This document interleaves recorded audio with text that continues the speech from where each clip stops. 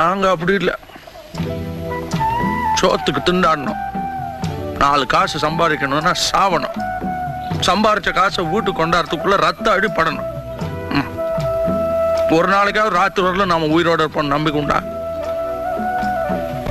இல்ல. அதனாலதான் எங்களால கோர்ட்டு போலீஸ்ன்னு நினைக்க முடியல. திருப்பி அடிச்சாதான் அடியில இருந்து தப்பிக்க முடியும். கட்டி அடிச்சாதான் உயிரோட இருக்க முடியும்.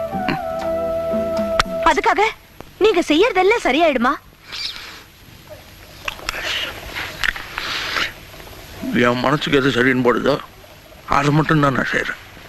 அப்போ என் மனசுக்கு எது சரின்னு படுதோ அதை நான் செய்யலாமா?